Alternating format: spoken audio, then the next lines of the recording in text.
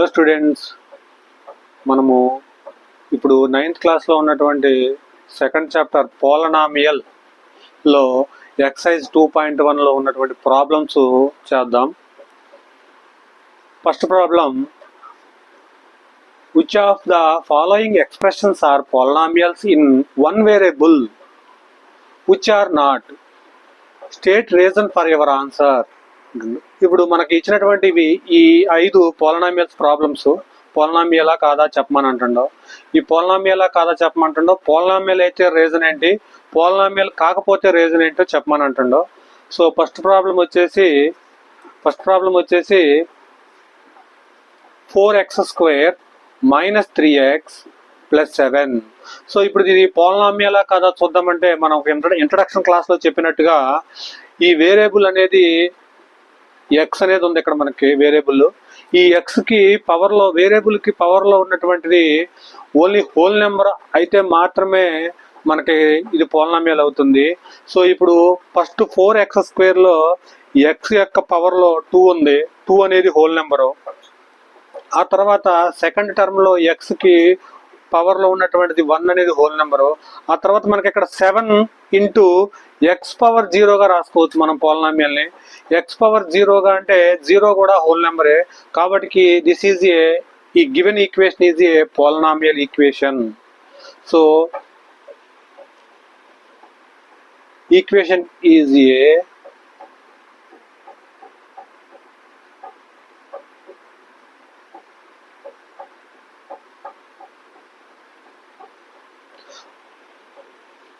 In one variable అంటున్నాను. One variable x అనేది ఒక్కటే ఉంది మనకి ఇక్కడ.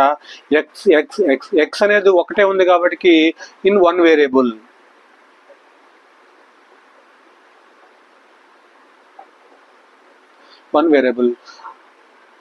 అండ్ పవర్ ఈజ్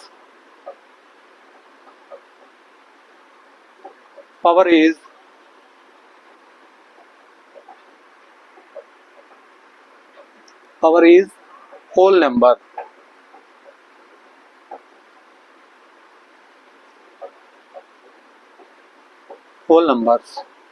సో అదే విధంగా సెకండ్ ప్రాబ్లం వచ్చేసి y² + √2. సో ఇక్కడ మనకి y అనేది ఒక వేరియబుల్, ఇక్కడ వేరియబుల్ అనేది ఒక వేరియబుల్, √2 ఇంటూ ఇక్కడ మనం ఏమి లేకపోతే ఇక్కడ మనం ఏమో రాసేసుకోవచ్చు, y⁻0గా రాసుకోవచ్చు. ఇప్పుడు వేరియబుల్ అనేది y. సో ఇక్కడ మనకి ఇక్కడ పవర్లో ఇక్కడ 2 ఉంది, 2 is whole number, 0 also whole number, కాబట్టి ఇది పోలనామియల్ ఈక్వేషన్ అవుతుంది. దాంతోపాటుగా ఇది వన్ వేరియబుల్ పోలనామియల్ అవుతుంది. వన్ వేరియబుల్ పోలనామియల్ ఇది. y అనేది ఒక వేరియబుల్. సో దీనికి కూడా సేమ్ ఆన్సర్ రాసేస్తే సరిపోతుంది. ఇది is a polynomial in one variable and power is whole numbers. So next problem వచ్చేసి, థర్డ్ ప్రాబ్లం వచ్చేసి 3√t +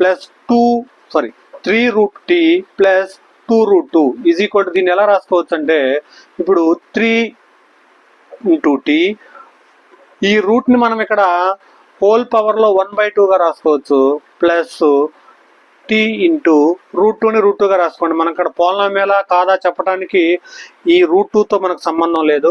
ఓన్లీ వేరియబుల్ పవర్ ఏముందో చూసుకుంటే సరిపోతుంది. దానికోసమనే ఆ వేరియబుల్కి రూట్ అని ఉంటే ఆ రూట్ని ఒక నెంబర్ ఫామ్లోకి రాసేసాను. రూట్ని 1/2గా రాసుకోవచ్చు.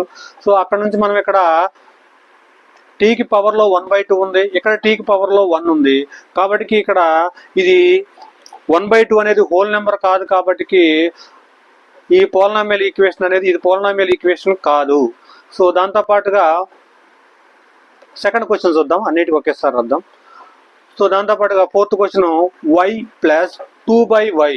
సో దీన్ని ఎలా రాసుకోవచ్చు అంటే y + 2 ఇంటూ ఈ y⁻1 ఉంటుంది ఇలా పైన, దాన్ని డివైడెడ్ బై డినామినేటర్లో నుంచి నోమినేటర్లోకి తీసుకొచ్చినప్పుడు y⁻−1 అవుతుంది. సో ఇక్కడ నుంచి మనకి ఈ పోలనామియల్ ఈక్వేషన్లో y పవర్ ఇక్కడ 1 ఉంది, 1 అనేది హోల్ నెంబరే, కానీ ఇక్కడ నెక్స్ట్ టర్మ్ లో ఉన్నటువంటి y పవర్లో -1 ఉంది. -1 is not A whole number కాదు, ఇది ఆల్రెడీ ఇంటీజర్ కిందకు వస్తుంది. కాబట్టి ఈ పోలనామియల్ ఈక్వేషన్, ఇది ఈ ఈక్వేషన్ కూడా not a polynomial equation. So ఆ తర్వాత ఇక్కడ ఉన్నటువంటి పోలినామియల్ ఈక్వేషన్ ఫిఫ్త్ క్వశ్చన్ వచ్చేసి x⁻10 plus y³ plus t⁻5. So దీన్ని మనం ఇక్కడ ఇలానే ఉంచేసి ఇప్పుడు యాక్చువల్గా దీన్ని ఇక్కడ ఈక్వేషన్లో x⁻10 x అనేది ఒక వేరియబుల్ కానీ పవర్లో హోల్ పవర్ 10 ఉంది, హోల్ నెంబర్. y³ 3 అనేది కూడా హోల్ నెంబరే. ఆ తర్వాత t అనేది కూడా t⁻50 అంటే ఈ 50 కూడా హోల్ నెంబరే. కానీ ఇక్కడ 1 వేరియబుల్ అనే క్వశ్చన్ అడిగాడు, కానీ ఇక్కడ 1 వేరియబుల్ కాదు, ఇది ఓన్లీ 3 వేరియబుల్స్ పోలినామియల్. ఇది ఇక్కడ x అనేది ఒక వేరియబుల్, y అనేది ఒక వేరియబుల్, t అనేది ఒక వేరియబుల్. ఈ 3 వేరు వేరియబుల్స్ ఉన్నాయి కాబట్టి ఇది పోలినామియల్ ఈక్వేషన్ అయినప్పటికీ ఇన్ 1 వేరియబుల్ పోలినామియల్ ఈక్వేషన్ కాదు, 3 వేరియబుల్స్ ఉన్నటువంటి పోలినామియల్ ఈక్వేషన్. కాబట్టి ఇది 1 వేరియబుల్ పోలినామియల్ ఈక్వేషన్ కాదు. కాబట్టి is equation is not A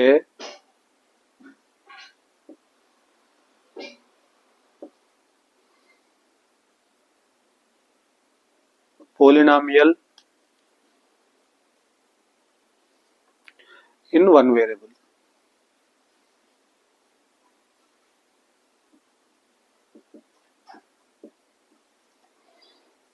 so ఈ మూడింటికి కలిపి మనకి ఈ రెండింటికి కలిపి ఏమని రాస్తామంటే, so is not a polynomial equation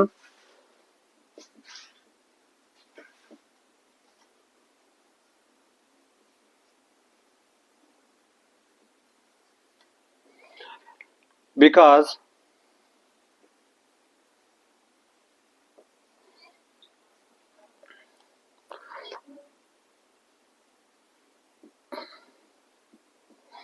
powers on variable is not whole number.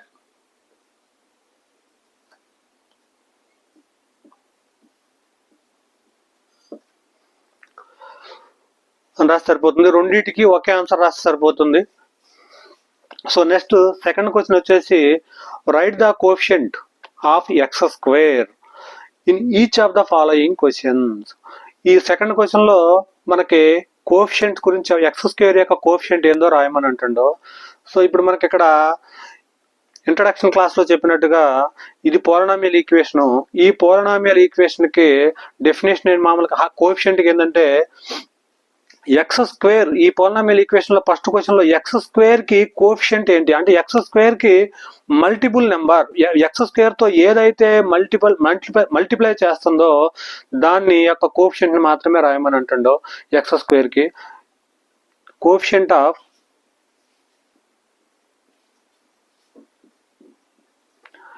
x² is, x² కి కోఎఫిషియంట్ వచ్చేసి ఇక్కడ మనకు 1 ఉంది, సో ఈజ్ 1.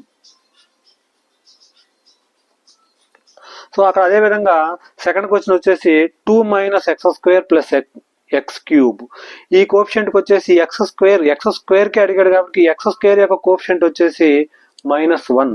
-1 కాబట్టి ఇక్కడ కోఎఫిషియంట్ ఆఫ్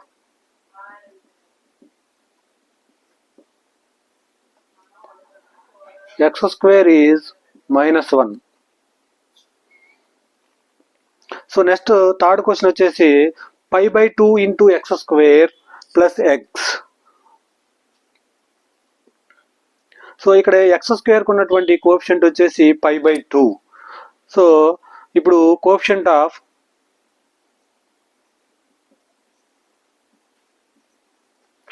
x² ఈజ్ π/2. ఇప్పుడు మనం ఎక్సర్సైజ్ 2.1 లో థర్డ్ ప్రాబ్లం చూద్దాం. Give one example. Each of a binomial of degree 35 and a monomial of degree 100. మనం ఇంట్రడక్షన్ క్లాస్ లో చెప్పుకున్నట్టుగా బైనామియల్, మోనామియల్ అంటే, ఇప్పుడు బైనామియల్ అంటే మనకి ఇక్కడ బైనామియల్ అంటే ఇంట్రడక్షన్ క్లాస్ లో చెప్పినట్టుగా బైనామియల్ అంటే మనకి ఇక్కడ ఆ పోలినామియల్ ఈక్వేషన్ ఎలా ఉంటుంది, మనకి 2 టర్మ్స్ తో ఉంటుంది. బై అంటే 2 టర్మ్స్ తో ఉంటుంది. అది ఏ టర్మ్ అయినా అవ్వచ్చు, కానీ అది x+1 అవ్వచ్చు, ఎగ్జాంపుల్కి రాశాను అది. సో లేదా ఎక్స్ పవర్ 7 ఎక్స్ ప్లస్ 7 అవ్వచ్చు. అదేవిధంగా మోనామియల్ అని అంటే ఓన్లీ వన్ టర్మ్ మాత్రమే ఉండాలా. మోనామియల్ అంటే మనకు ఓన్లీ వన్ టర్మ్, అది నీకు ఇక్కడ ఓన్లీ ఎక్స్ రాసేసుకోవచ్చు, లేదా ఎక్స్ స్క్వేర్ రాసినా పర్వాలేదు, ఒక టర్మ్ ఉంటే చాలు, దాన్ని మోనామియల్ అని అంటాము. సో ఇప్పుడు మనకి ఇక్కడ ఏమంటుందంటే బైనామియల్ ఆఫ్ డిగ్రీ 35 అంటే పవర్ ఎక్స్ కు పవర్ వేరియబుల్ పవర్ మనకి ఇక్కడ ఎక్స్ యొక్క పవర్ వచ్చేసి 35 ఉండాలని అంటాడు. దాంతో పాటుగా బైనామియల్ అయి ఉండాలంటాడు. ఇప్పుడు నా ఇష్టం వచ్చినట్టుగా నేను ఏదో ఒకటి ఎగ్జాంపుల్ రాసేసుకుంటాను. నీకు ఇక్కడ ఎక్స్ పవర్ లేదా 2 ఇంటూ ఎక్స్ పవర్ 35 గా రాసేసుకుంటాను. 2 ఇంటూ ఎక్స్ పవర్ 35. కానీ ఇది నీకు ఇక్కడ డిగ్రీ దీనికి 35, కానీ బైనామియల్ అంటాను. బైనామియల్ అంటే డెఫినెట్ గా 2 టర్మ్స్ ఉండాలి, కానీ ఇదంతా ఒక టర్మే. మనకి 2 టర్మ్ కావాలంటే ఇంకొకటి ఏదన్నా 8 ప్లస్ 8 రాసేసుకోండి, యాడ్ చేసేసుకోండి, అప్పుడు మీకు ఇది బైనామియల్ అవుతుంది. ఈ ఈక్వేషన్ సరిపోతుంది. నెక్స్ట్ సెకండ్ వచ్చేసి మోనామియల్ అంటే మనకి ఇక్కడ ఇంట్రడక్షన్ క్లాస్ లో చెప్పినట్టుగా ఒక టర్మ్ మాత్రమే ఉన్నటువంటి పోలినామియల్ మోనామియల్ అని అంటారు. కానీ అక్కడ మనకి డిగ్రీ అనేది మనకి ఇక్కడ 100 కావాలంటుండో నీ ఇష్టం. ఇప్పుడు దీనికి 3 into X whole power degree మనకి ఎంత కావాలంటుండో 100 అంటుండో 100 గా రాస్తాను. ఇప్పుడు 3 ఇంటూ ఎక్స్ పవర్ 100. ఇప్పుడు ఇది ఓన్లీ వన్ టర్మ్. దీనికి ఇక్కడ 8 రాశారు కదా, దీనికి ఎందుకు రాయారనంటే ఇది మోనామియల్ కాబట్టి ఓన్లీ వన్ టర్మే, ఇక్కడ బైనామియల్ కాబట్టి 2 టర్మ్స్ కాబట్టి ఇక్కడ ఏదో ఒక నెంబర్ నేను ఇంటీజర్ ను రాసేసుకున్నాను.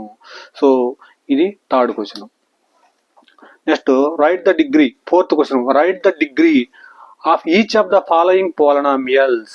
ప్రతి పోలినామియల్ కి మన డిగ్రీ రాయమని అంటాడు. డిగ్రీ అంటే మనకు highest power of the polynomial definition అది మనకి.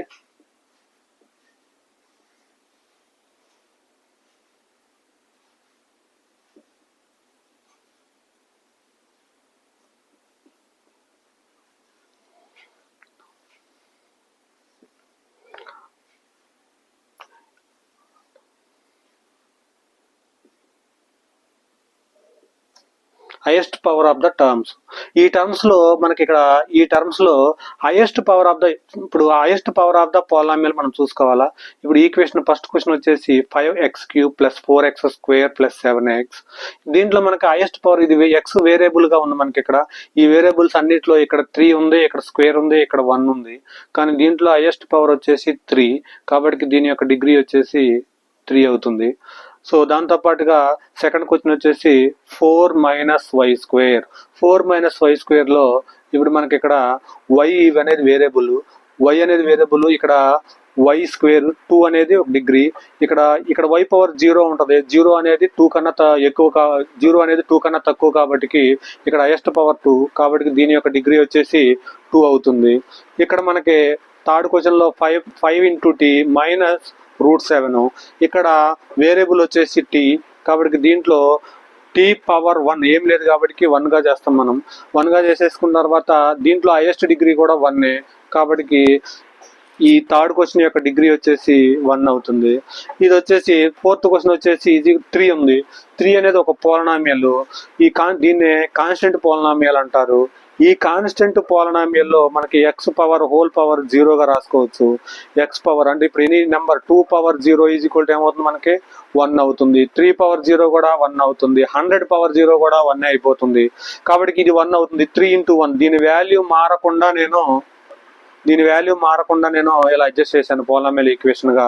సో ఇప్పుడు ఈ పోలినామియల్ ఈక్వేషన్ లో హైయెస్ట్ పవర్ వచ్చేసి 0 కాబట్టి ఈ పోలినామియల్ ఈక్వేషన్ యొక్క డిగ్రీ వచ్చేసి 0 అవుతుంది.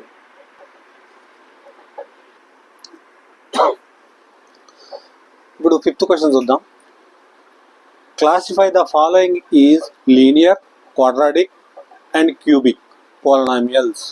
మనకి ఈ క్వశ్చన్ లో ఇచ్చినటువంటి ఈ పోలినామియల్ ఈక్వేషన్స్ అనేవి ఏది లీనియర్ ఈక్వేషను, ఏ పోలినామియల్ ఈక్వేషన్ క్వాడ్రాటిక్ ఈక్వేషను, ఏ పోలినామియల్ ఈక్వేషన్ క్యూబిక్ ఈక్వేషన్, ఈ క్యూబిక్ పోలినామియల్ అని చెప్పమని అడుగుతున్నాడు.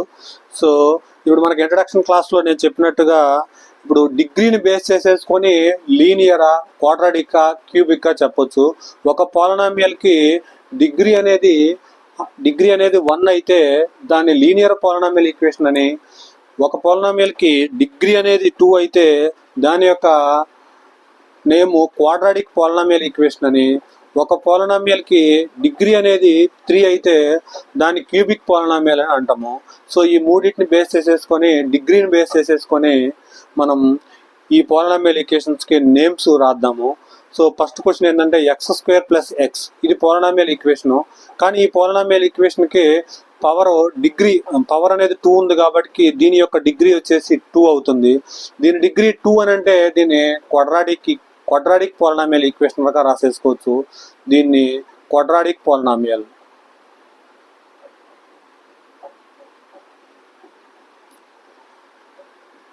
సో అదేవిధంగా సెకండ్ క్వశ్చన్ వచ్చేసి x-x³ లో నీకు హైయెస్ట్ పవర్ 3 ఉంది కాబట్టి దీని యొక్క డిగ్రీ వచ్చేసి, ఈ పాలినామియల్ ఈక్వేషన్ యొక్క డిగ్రీ వచ్చేసి 3 అవుతుంది.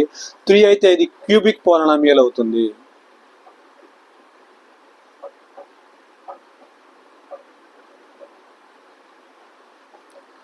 థర్డ్ క్వశ్చన్ వచ్చేసి y+y² + 4లో దీని యొక్క డిగ్రీ వచ్చేసి మనకి ఇక్కడ హైయెస్ట్ పవర్ 2 ఉంది కాబట్టి దీని యొక్క డిగ్రీ వచ్చేసి 2 అవుతుంది. 2 అంటే క్వాడ్రాటిక్ పాలినామియల్ ఈక్వేషన్. ఈ ఈక్వేషన్ అనేది డిగ్రీ 2 కాబట్టి క్వాడ్రాటిక్ పాలినామియల్.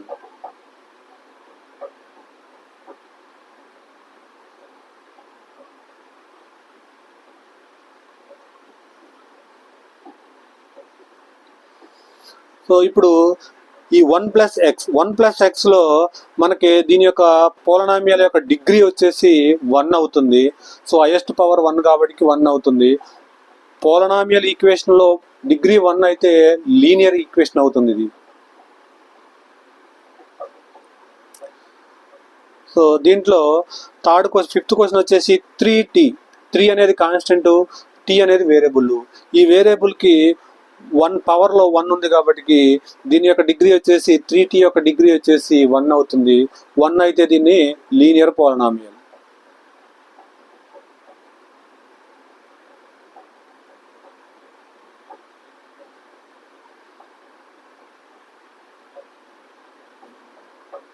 నెక్స్ట్ వచ్చేసి సిక్స్త్ క్వశ్చన్ వచ్చేసి r² అంటే ఈ పాలినామియల్లో r అనేది వేరియబుల్.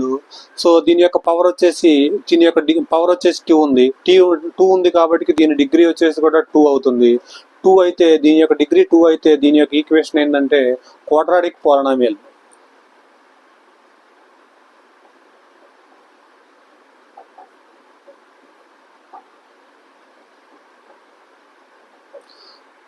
నెక్స్ట్ సెవెంత్ క్వశ్చన్ వచ్చేసి 7 × x³ 7 × x³ మనం ఇక్కడ దీంట్లో హైయెస్ట్ పవర్ వచ్చేసి 3 అవుతుంది. వేరియబుల్ x, దీని డిగ్రీ కూడా 3 అవుతుంది కాబట్టి ఇది క్యూబిక్ పాలినామియల్ అవుతుంది.